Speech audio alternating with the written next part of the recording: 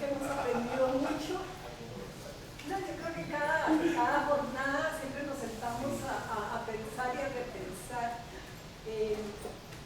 A mí es una actividad que me parece importantísima porque no solo nos hace pensar sobre un tema en particular como en esta ocasión, sino porque me parece que es la posibilidad que tenemos de encontrarnos, de vernos, de conocernos. Que a mí me queda un poco el sinsabor de que de repente llegamos los mismos, ¿verdad? Muchas veces, así que ese es uno de los temas que tenemos que pensar si hay que pensar qué podemos hacer para que más gente se acerque. Quisiera además agradecerle nuevamente a Cristina Barragán su presencia y de parte de la facultad entregarle algunas partituras, libros que le hicieron llegar compañeros y compañeras para la biblioteca del Senado.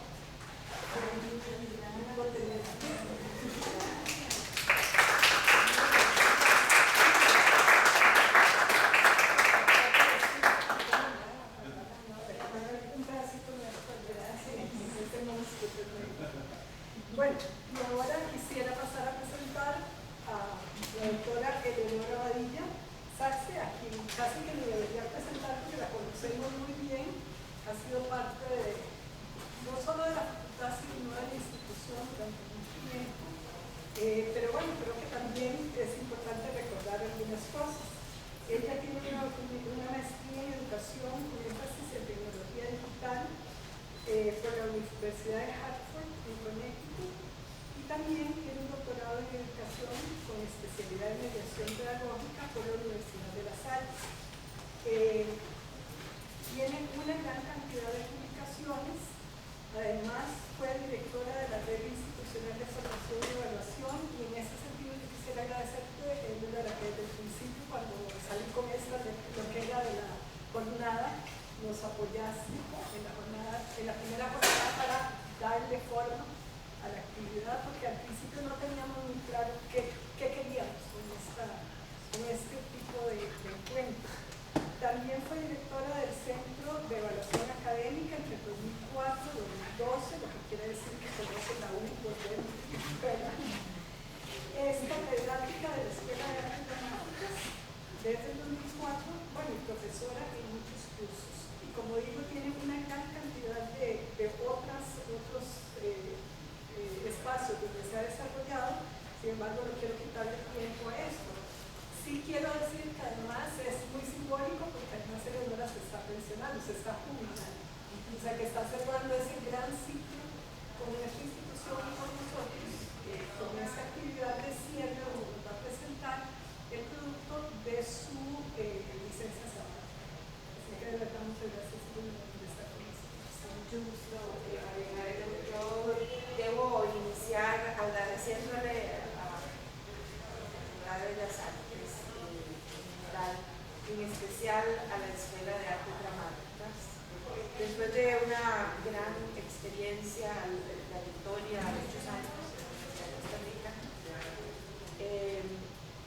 tenía una gran inquietud por la rigidez de la institución que me estaba coartando mi libertad y mi creatividad, y ya había llegado una época en que necesitaba expresarme.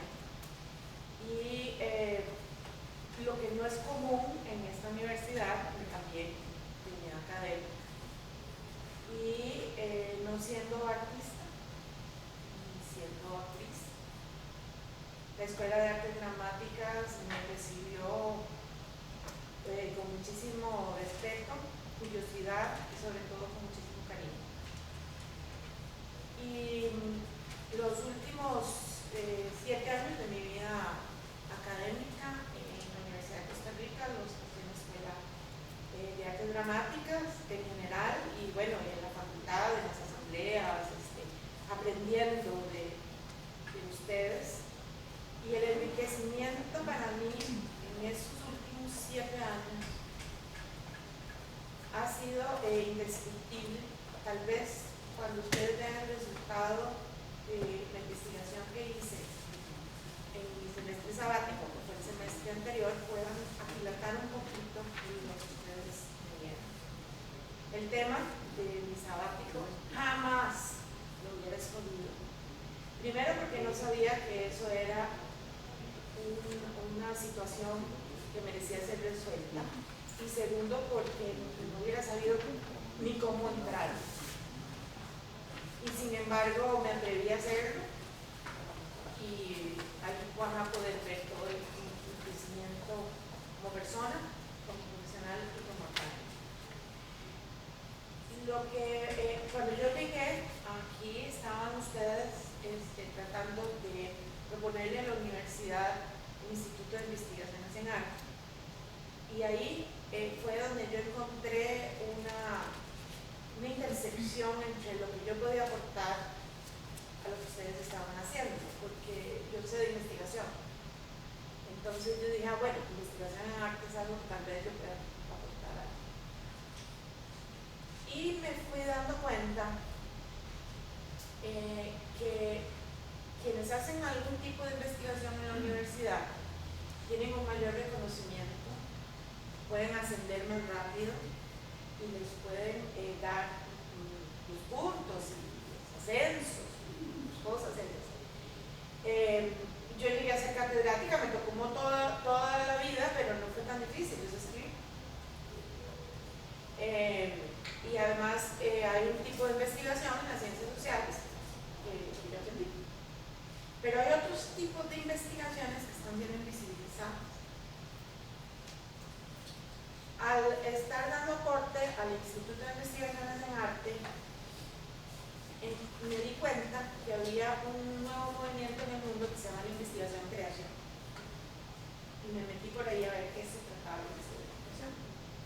Y cuando entonces pedí mi sabático, lo que planteé al director de la Escuela de Artes Dramáticas, es que yo iba a investigar un poquito más qué es el asunto de investigación-creación en el marco de lo que es la investigación en el mundo. Iba a hacer una propuesta de cómo la universidad debe evaluar no la obra artística, no el proceso artístico, yo no sé de eso. Cómo la universidad tiene que valorar la investigación. Entonces voy a decirles qué es lo que estoy proponiendo. Es la primera vez que lo hago público, yo sé que lo mandé a María Clara, el documento, es la primera vez que lo hago público, pero quisiera que nos ubicáramos ahí. Es una evaluación de la investigación-creación, cómo es que se puede me da una tristeza que ahora tengo mi correo de email, no lo usé. No lo puse porque como uno se menciona y no sabe cuándo se lo van a quitar, ¿verdad? Entonces ahorita estoy muy talmente a que me escriba al email. Mi investigación empieza así, en el principio, ¿verdad? Ese es el principio de todo. El arte rupestre representa una de las manifestaciones más antiguas de creatividad y representación de la realidad que se conoce. Entonces, si la investigación que conocemos ahora lo que quiere es representar lo que se conoce, antes de la ciencia estaba el arte. La primera manifestación humana de investigación y de representación del mundo, de la realidad y de cómo interpretamos el mundo fue el arte.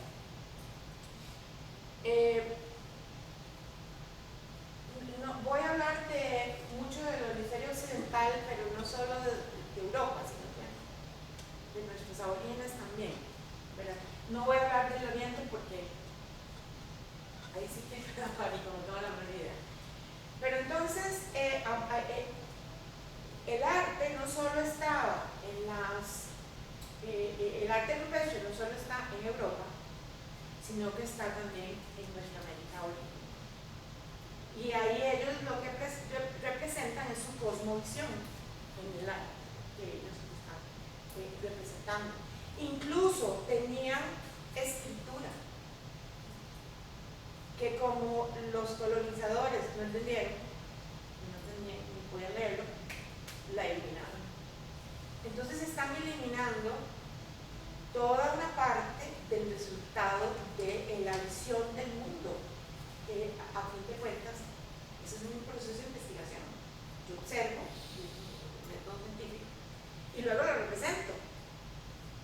eso era lo que hacían los primeros seres humanos, y lo sabemos por el arte rupestre y por las cosmovisiones.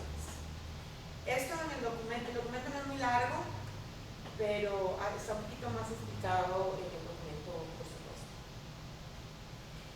Esas cosmovisiones, como les decía, estaban representadas también en América por sistemas escritos que no fueron comprendidos. Seguro pensaban que, quién sabe qué pensaban, y los destruyeron, los invisibilizaron. Entonces vamos a empezar con una trayectoria sistemática de invisibilización de lo que es el proceso humano de creación y de representación de la realidad, que a fin de cuentas es la investigación. Después de esto voy a dar un salto de la época rupestre a lo siguiente que tenemos en el hemisferio occidental, y es la filosofía griega. La filosofía griega, que es en estos años, 600, 300 antes de la era común, son las personas que piensan sobre el mundo. Y la forma de hacer esa investigación y poner esa investigación es haciendo propuestas filosóficas. Entonces están los idealistas y están los materialistas, y hay una serie de corrientes filosóficas de estas personas que son las que más están reconocidas de ser ellos, los filósofos me oyen diciendo que hacen investigaciones, pero me matan. Esa filosofía que ellos hacían era su forma de registrar sus cosmovisiones, y eso es investigación. Y es la base de toda especulación. Ahora voy a dar otro salto para llegar hacia la filosofía occidental moderna, que es la base de la ciencia y de la investigación. En primer lugar, uno de los primeros que empiezan a hablar en relación con la filosofía, en aquel momento no se hablaba de ciencia, no había investigación científica. Lo único que había, y vean, estamos hablando de 1600, o sea que desde la historia de la humanidad hasta 1600, y todavía no estamos hablando de ciencia. Estamos hablando de arte, desde el origen, y estamos hablando de filosofía, pero todavía no estamos hablando de ciencia. Entonces los primeros que empiezan un poco a ver cuál es su método, que es donde empieza el asunto de la ciencia, es por ejemplo Sir Francis Bacon,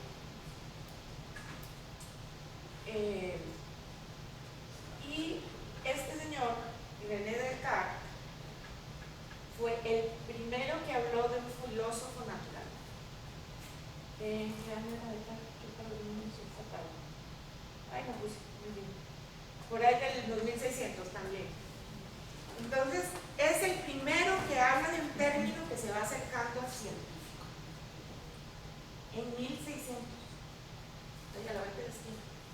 Y ahora se adueñaron de todo, y son los que saben todo, y los que dicen cuáles son los métodos, y qué es válido y qué no es válido. ¿Pero qué es eso? No, hay que recuperar todo lo que... Y el que inventó el término científico es William Whewell en 1833. 1833, ¿cómo es posible que nos hayan colonizado de esta manera y que nos digan qué es ciencia y qué no es ciencia, y cómo se evalúa la investigación o no se evalúa la investigación? En 1833. 1833. En Alemania es el lugar donde la ciencia encuentra un espacio en la academia, porque hay investigación, pero no es académica. Pero aquí, como estamos en una universidad, vamos a hablar de lo que es investigación, no es solo investigación científica, y en la academia, porque nos interesa que nos evalúen y nos reconozcan la investigación que vamos a hacer en la academia. Entonces vean que estoy delimitando, ¿verdad? No estoy hablando de la investigación, creación, no del proceso creativo ni de la obra creativa. Estoy hablando ya de una investigación que tiene una trayectoria histórica, pero no solo la investigación per se, sino la investigación en la academia. Y las primeras investigaciones que se hacen en la academia son en Alemania. Por ejemplo, con el Instituto Pasteur, que es uno de los primeros que empieza a hacer investigación. Y entonces hay una definición. En 1933 ya se olvidan de todas las cosmovisiones, de todo el arte rupestre, de toda la filosofía, de todo. Y empiezan a decir no. Ciencia no es nada de eso que hemos hecho antes de 1833 en el mundo. Es una aproximación lógica y sistemática hacia la comprensión de cómo funciona el universo. Bueno, yo pienso que las personas que hacían arte rupestre, yo no sé si era sistemático, pero sí era lógica la aproximación y la representaban. Pero empiezan ya a marcarnos una cancha que cada vez es más pequeñita. Y también no solo es esa aproximación sistemática, sino que es todo el cuerpo de conocimiento que se deriva de ello. Entonces, todo lo que yo voy investigando, lo voy pasando por eso es que hay que escribir artículos, hay que escribir libros y hay que escribir todo eso, porque eso va a conformar el cuerpo de conocimiento de la ciencia. Esto ya es, en este caso es una conclusión mía a mitad de que voy haciendo la investigación. No toda investigación es científica. No toda investigación es lo conocida por la academia. Pero el hecho de que la academia no lo reconozca es problema de la academia, que está un poco, bueno, que no sabe ver. Es igual que los colonizadores, que vinieron y había un tipo de escritura y como no la sabe leer, la invisibiliza. Es un problema de la academia, no es un problema de la investigación. Y entonces empiezan a hacer comunidades de científicos. Y es una comunidad que se excluye. Vean nada más, es hombres. Esos todos hombres blancos. Ah, sí, esos son los del proyecto Manhattan. Hombres blancos y excluyentes. Muy inteligentes, no voy a negarlo, y hacen una investigación increíble y han dado una enorme contribución al mundo. Yo no voy a negar nada de eso. Nosotros no podemos ser excluyentes, nosotros tenemos que ser incluyentes, pero queremos que nos vean también, ¿verdad?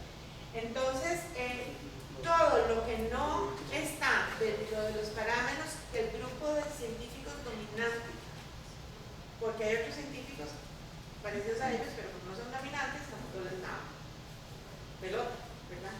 Entonces, ¿cómo hace uno los científicos para publicar en una revista? Se lo pasa a la revista y la revista les manda lo que llaman los pares. Los pares son de la comunidad científica, que dicen sí, pues sí. Si esto es verdad, o es excluyente, esa comunidad. Y se basan sobre todo en lo que más se agarra, es en el método. El método es lo que le da validez a la investigación científica. Si hay un error en el método, la investigación ya no sirve. Y entonces, si vos vas a presentar un artículo y no dijiste claramente cuál era tu método, o te equivocaste en el método, se acabó, te lo rechazan. Entonces, el método es lo más importante en la investigación científica, que nos robaron a partir de 1833. Hay una visión hegemónica de la investigación que emana del empirismo primero y del positivismo más tarde. Esos son teóricos del siglo XVI, y todavía esos son los teóricos que están fundamentando las ciencias básicas en el siglo XVI. Y el método científico, por supuesto, es lo más importante. Y entonces empiezan así a hacerse distintos tipos de investigación basado en este método científico, que es el que los científicos dicen que es el único y verdadero. Entonces hay investigación cuantitativa, hay investigación cualitativa, hay investigación básica, hay investigación experimental, hay investigación cuasi experimental, y cada una tiene las diferencias sutiles en los métodos. Y en 1833, cuando nace cuando se le da el nombre del científico, nace este señor, que se llama Wilhelm Diffley.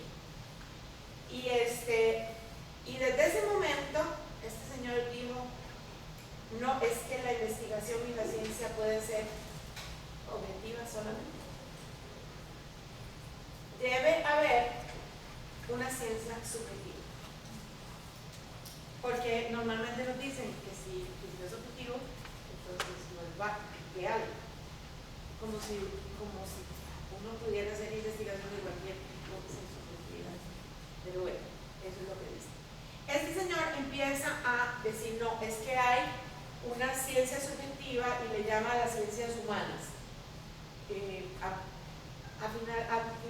A principios del siglo pasado, ya empezamos a recuperar lo que habíamos perdido antes de 1833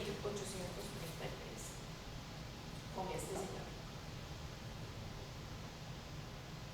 Pero lo que él hace es que toma prestados principios y métodos de las ciencias naturales objetivas para adaptarlos a las ciencias humanas y subjetivas. Es un buen paso. Pero no es suficiente. Los esfuerzos fueron muy analíticos, pero pobres y superficiales. Eso fue lo que yo aprendí en las ciencias sociales. Ahora me doy cuenta que lo que hicimos en las ciencias sociales, ahora que me la vida, me doy cuenta que que lo que hicimos, por lo menos en las ciencias sociales, es agarrar el tipo de investigación, todo lo que dicen que hay que hacer de los objetivos, y usarlo en la investigación que hacemos en las ciencias sociales. Entonces, cuando yo hice mi tesis, me decían que tenía que redactar en mi personal porque debía ser objetiva y que yo tenía que tener variables comprobables. Y yo dije, pero yo soy de preescolar, estoy trabajando con niños, ¿cómo hago eso? ¿Y cómo hago para no tener la parte objetiva? ¿Y cómo que hago con una variable en los chiquitos? Y lo que yo quiero saber es lo que está. Y lo hice. Me gradué de licenciada, lo digo. Una cosa tan forzada, yo decía, nunca voy a ser investigadora porque yo esto no lo entiendo. Y no lo hice solo en ese momento. Yo llegué a ser catedrática porque me hice experta en eso. ¿Verdad? Entonces ya yo dije, así es como quieren, y así es como me lo van a ver en los pares. Así mismo. Así mismo se los. Entonces mi propuesta con esta investigación que hice en el semestre sabático es que nos vayamos de regreso al arte. Hay que regresar al arte. Estoy hablando de investigación que haya.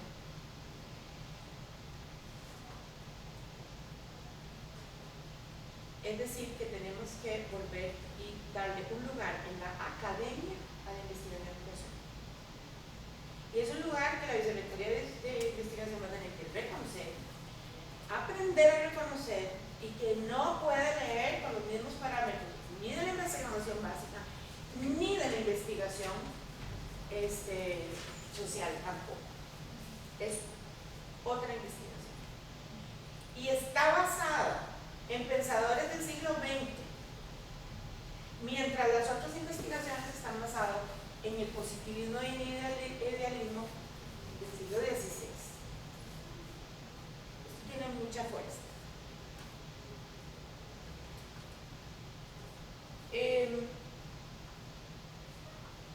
De regreso al arte, quiero mostrarles algunas propuestas que se han hecho después de Wilhelm interpretación alternativa. Esto es, por ejemplo, la hermenéutica. La hermenéutica se llama hermenéutica porque viene de Hermes, que es el mensajero de los dioses, y es el arte de los poetas y del oráculo. ¿Me han dado la pandilla? Y donde dije santísima, ahora que estoy la hermenéutica. La hermenéutica es la ciencia de la interpretación. Entonces, la persona que lo propone, en general, está hablando de interpretación de texto, escrito, no me puedo interpretar mucho. Y sobre todo de textos religiosos. Por eso creo que le puso Hermes y hermenéutica, porque es el mensajero de los dioses, etc. Pero eso ha evolucionado mucho, la parte de la hermenéutica, y ya no solamente es interpretación de textos, y no solo religiosos, sino que es la interpretación del mundo. ¿Ya? Entonces ya nos puede servir como una herramienta para valorar la investigación-creación, la hermenéutica. Hay una autora que...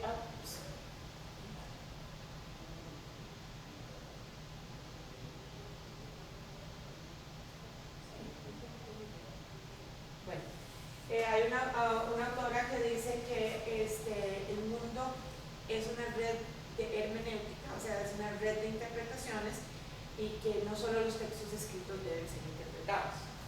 Por otro lado, en otro intento de dejar las ciencias básicas y de regresar a una ciencia más subjetiva, está la investigación-acción, que fue lo que terminé yo haciendo en las ciencias sociales. La investigación-acción es una reflexión sobre la propia práctica. Entonces yo como docente lo que hacía era que yo hacía docencia y después registraba lo que había hecho y después reflexionaba sobre mi propia práctica. ¿Qué fue lo que hice? ¿Por qué me salió bien? ¿Por qué me salió mal? ¿Por qué los estudiantes se aburrieron? ¿Por qué tuve tanto éxito? ¿Cómo fue que aprendieron? ¿Por qué salieron bien en los exámenes? Entonces todo eso es una investigación sobre la propia práctica. Incluso hay, este señor que es el que la propone, Carl Lewin, tiene una espiral, porque él dice que es un proceso en espiral, y que entonces uno reflexiona, planea, después de que reflexiona, actúa, observa lo que hizo y vuelve de nuevo en un proceso metacognitivo de reflexión. Y ese es un tipo de investigación que ya ahora está aceptado. Antes no, pero ya está aceptado este tipo de investigación.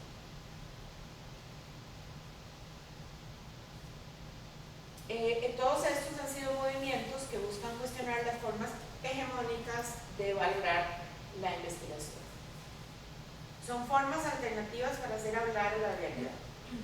Ahora, como vemos, la investigación es que la realidad no sabe. Dice la realidad son las realidades, no hay una sola, pero bueno, la que yo estoy intentando que hable, yo la tengo que hacer hablar de dos maneras, o por medio de la interpretación o por medio de la reflexión de mi propio quehacer. Estos sugieren volver a utilizar los procesos artísticos, todos estos movimientos, para visibilizar formas de representación de la realidad. O sea, que los procesos artísticos son formas de dar a conocer la investigación. No solo el sino que hay muchas formas de poder dar a conocer la investigación. Eso es una parte. La otra es que la academia lo reconozca. Entonces, con esto llegamos a la investigación-creación. O sea que es una investigación que está sustentada en los hallazgos, que tiene su propio método. Acuérdense que el método es muy importante. Tiene su propio método y el método es el proceso creativo. Ese es el método de la investigación-creación. Así como el método científico dice que hay que observar y yo no sé, me lo ponía en qué examen, experimentar, observar, no sé cuánto, no sé qué.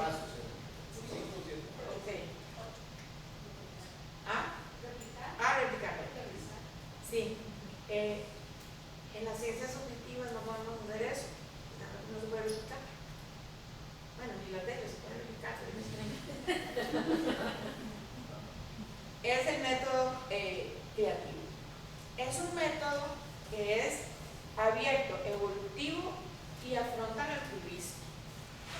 Por eso no lo reconocen, porque ellos dicen, es ciencia lo que es sistemático, replicable y controlable.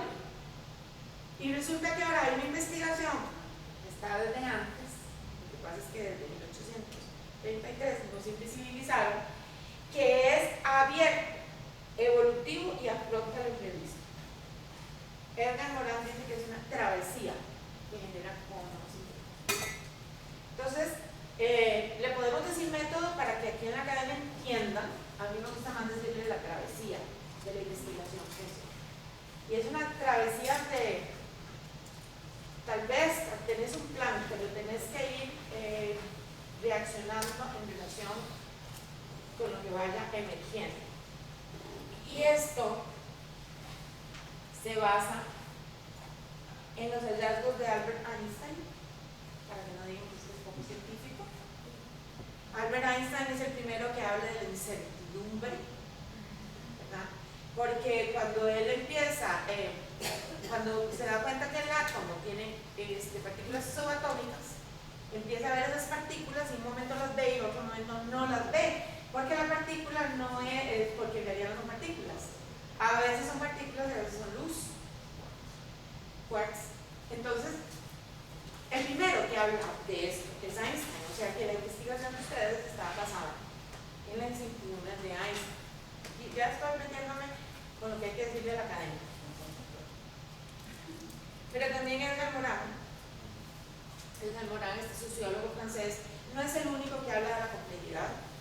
Este tipo de investigación estaría fundamentada en todo el pensamiento complejo y en la complejidad, donde no hay un proceso lineal, donde yo agarro el coso de Petri y entonces le pongo y controlo las variables, tengo controlado la luz, la temperatura, la no sé cuánto y lo veo, porque el mundo es complejo y porque vino un huracán y después hizo calor y después me sentí mal, y porque llegó un estudiante y porque me funcionó esto con este grupo de estudiantes pero con este no, y porque estuve toda inspirada y pude hacer una obra de arte en aquel año y este año, con eso ustedes saben más que yo, pero no estoy trabada. ¿Por qué? Porque es emergente y porque el mundo es complejo. Entonces se basa en incertidumbre de Einstein y se basa en la complejidad. Les pongo un autor, hay varios en la complejidad, Edgar Morin. Y que es físico teórico, igual que Einstein, o sea que estamos basándonos en la física. Nicolescu, que habla de la transdisciplinaridad. Entonces, sí se puede. Yo no quiero ser excluyente con la investigación básica ni social. No quiero ser excluyente. Está muy bien que se haga, pero tienen que ampliarse y tienen que volver a reconocernos y tienen que volver a aceptarnos y tienen que aceptar que hay todo un fundamento por esto. Entonces, Nicolescu habla de la transdisciplinaridad. El primero que habla de transdisciplinaridad fue Jean-Pierre Riel. Y la investigación debe ser transdisciplinar, no puede ser, sí puede ser. Hay gente que hace una investigación sobre el hongo de no sé cuánto, específicamente en eso, y está muy bien. Y que dicha que lo hacen, porque seguro eso nos va a curar por la medicina que nos va a dar, o yo no sé. Pero también tenemos que abrirnos a una investigación transdisciplinar. Yo aquí llegué a catedrática y tuve muchos puntos. Y mis últimos trabajos no los presenté a la comisión, porque empecé a hacer trabajos transdisciplinarios y en grupo. Entonces me daban un papelito donde me decían, ponga cada uno de los autores qué porcentaje de esta investigación hizo. ¿Cómo mido las conversaciones que tuvimos, las horas en la biblioteca? ¿Cómo mido la afectividad entre todos nosotros que hizo que hubiese un rapport para que pudiera? ¿Cómo mido eso? Y si acaso digo, bueno, pónganle igual a todos. Entonces, los 2 puntos que me iban a dar dividido entre 5.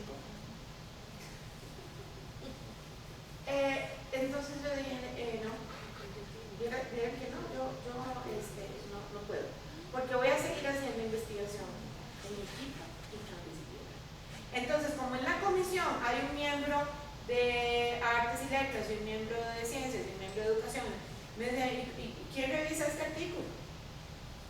Ay, yo no sé, problema de ustedes. Ah, bueno, pero entonces no lo podían revisar y no podían saber cuántos segundos de la investigación hicimos. Entonces ya, lo que pasa es que yo sé que yo estoy actualmente en una situación de mucho privilegio. Ya yo pasé por todo eso, ya yo llegué a ser catedrática y ya los 3 puntos que me iban a dar, el salario sí me convenía que me lo subieran, pero yo tengo un salario bastante decente. Pero la gente que está empezando tiene que amarrarse a que quién se lo va a leer y que hay que dividir los 3 puntos con el trabajo en equipo. Entonces es un trabajo en equipo y transdisciplinario.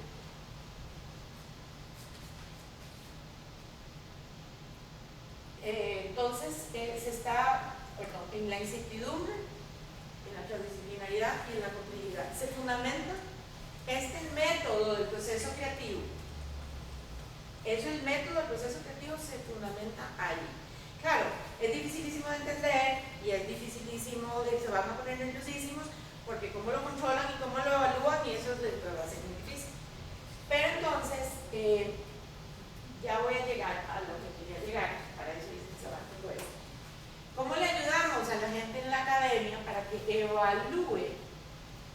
Porque no es solo decirles, tienen que hacerlo. Bueno, ayudémosles un poquito, para que evalúe el proceso creativo que llevó a un producto creativo. Que lo evalúe desde la perspectiva de la academia, no desde la perspectiva del arte. Desde la perspectiva de la academia, para que se los reconozcan como investigación. Entonces, yo les propongo que les propongan a la investigación aquí que hay 2 formas de ver ese proceso creativo en el que ustedes hacen investigación. Una es una mirada externa, o sea, de la hermenéutica. Que tengan ahí en la comisión, en la vicerrectoría de investigación, gente que pueda interpretar ese proceso creativo. Tiene que ser gente que sepa, porque son los mismos que saben y no entienden y lo borran, como hicieron con la escritura uniforme. ¿No entienden? Lo borran. Eso es lo que ha hecho el ser humano. Bueno, entonces, gente especialista en hermenéutica, no en la hermenéutica como empezó, que era de interpretación de textos religiosos, sino en hermenéutica actualmente, y que sepa del proceso creativo y que pueda hacer una interpretación de tu proceso creativo. Entonces tal vez no tener ni siquiera que escribirlo, sino que te puede acompañar o te puede hacer una entrevista de cuál fue tu proceso creativo y puede hacer una interpretación de cómo fue esa investigación, creación. Esa es una.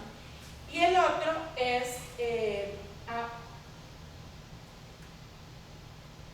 este señor les interesa mucho. H.G. Gadamer aboga por la legitimidad del lenguaje del arte, por lo tanto puede ser interpretado. O sea, que la hermenéutica es aplicable al entendimiento del proceso creativo y eso le sirve a la academia para poder valorar y evaluar el método de la investigación creación.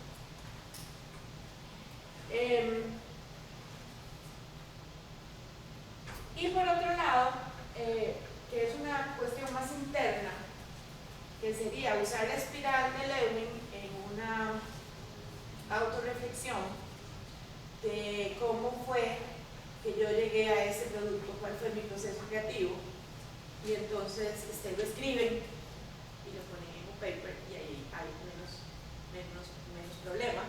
Pero entonces yo hice en mi propuesta, disculpen que está en inglés, en mi documento está en español, pero como lo tengo en PDF no pude poner una presentación, entonces lo hago en internet. En mi propuesta, donde dice planear, en la espiral de Lewin, vean que yo pongo imaginar. Entonces lo que tendrían que hacer es reflexionar, imaginar, actuar, observar, reflexionar, imaginar. Y poder entonces decir, este es el método de la investigación que yo hice, que es lo que le da legitimidad a la investigación desde el punto de vista de la academia. Desde el punto de vista de la academia, estoy pensando en la vicerrectoría de investigación y y en la Comisión de Régimen Académico. Los procesos investigativos de ustedes y las obras de artes tienen legitimidad desde la época de las cavernas y no estoy cuestionando eso. Estoy tratando de hacerle entender a la academia que antes de 1833 no había ciencia y que desde la época de las cavernas había arte como una forma de representar el mundo y entender la realidad, que es lo que a fin de cuentas hace la investigación. Por eso es que mi trabajo se llama De regreso a la mente. Muchísimas gracias a ustedes porque me permitieron, me abrieron la mente en toda una dimensión del mundo que yo no conocía. Me preocupé por ver que por qué la creación no era tan reconocida, y fue un enorme estímulo para hacer mi investigación en mi semestre sabático, y la que más ha ganado de estar con ustedes estos últimos 7 años y de esta investigación ha sido yo. No tengo como agradecerles más que decirles de nuevo muchas gracias.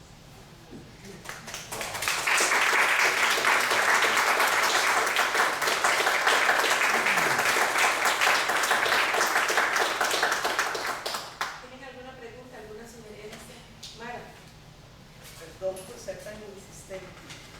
Cuando usted hace esta exposición, me empiezo a acordar de la historia de la Escuela de Artes Dramáticas y de cómo el primer director, Daniel Gallegos, insistía una y otra vez en la presencia del teatro en la universidad y en que teníamos que hacer más para que nos vieran más.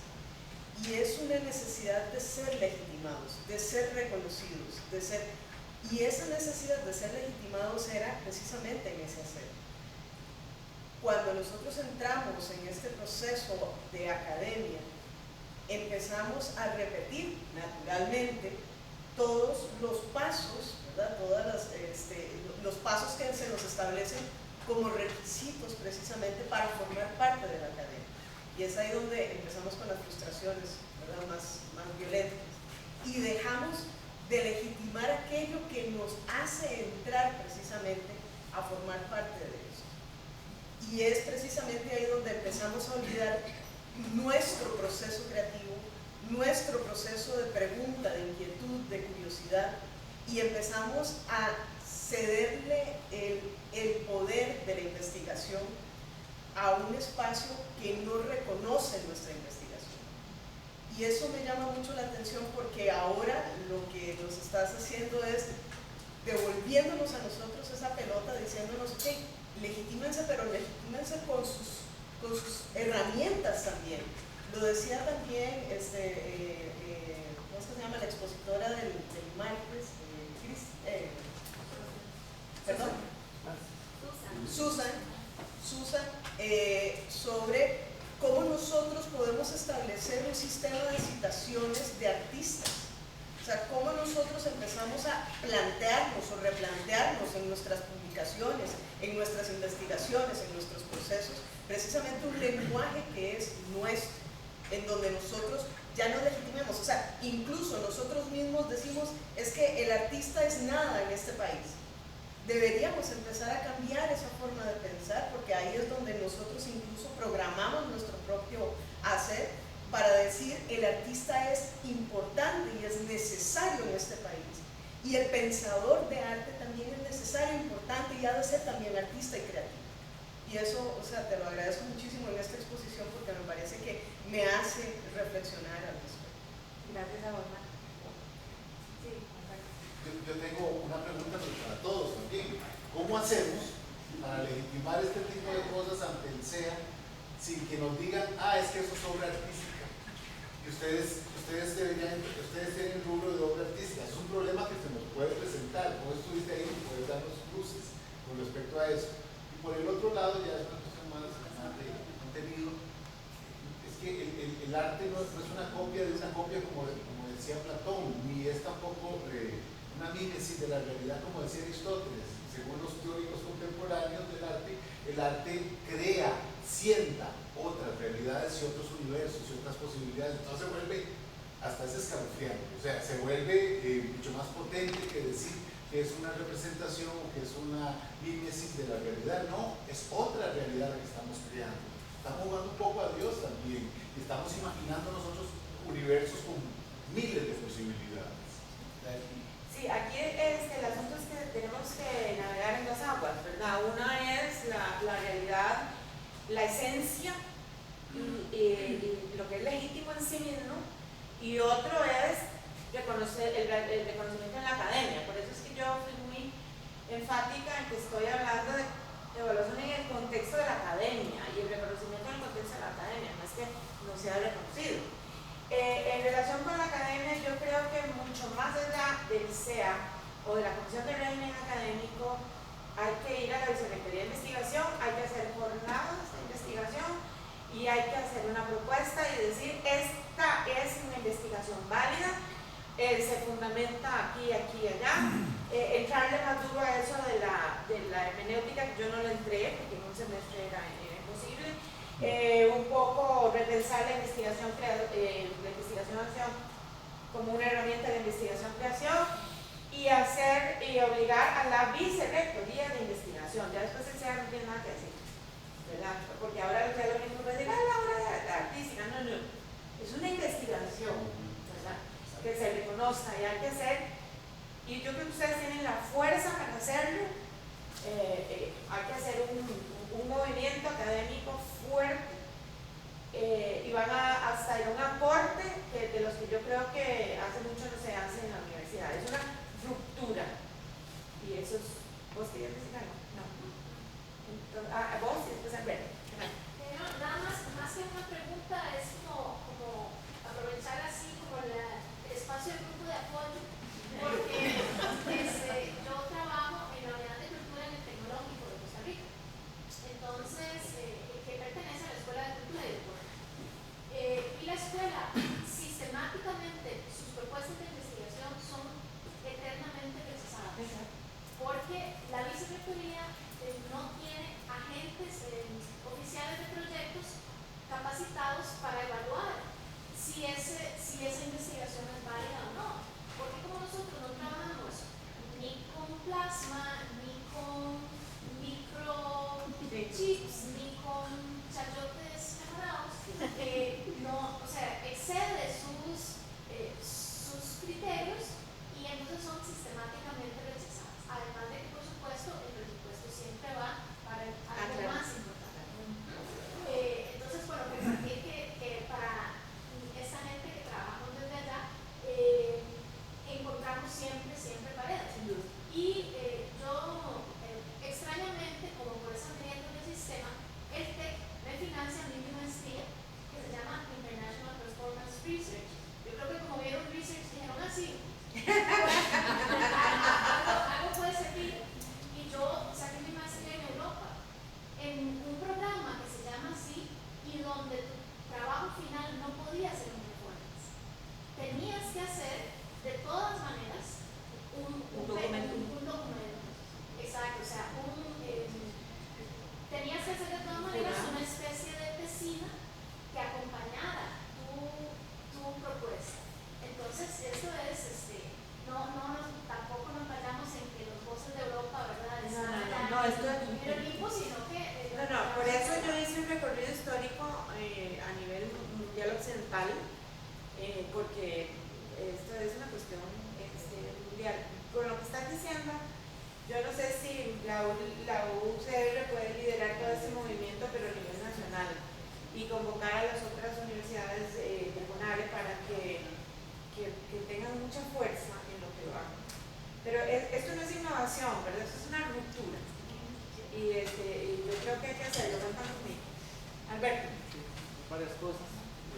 Es que alguien habla, se me suma algo. ¿Sobre qué? Cada vez que alguien habla, se me suma algo. Yo varias cosas que estoy planteando. Por ejemplo, el caso, a mí me pasó, yo saqué una maestría en Bellas Artes, que es grado terminal en estudio arte, producción artística. Tuve que hacer una tesina porque yo sabía que si no sea vecina, que no me van a hacer el título. Pero a pesar de que ese grado terminal, aquí se lo reconoció como maestría profesional. Porque la tesina eran 50 páginas, no eran 2 kilos de papel, ¿verdad? Ese tipo de cosas. Lo otro es que, bueno, sí, tenemos la herramienta ahora del Instituto de Investigación en Arte para poder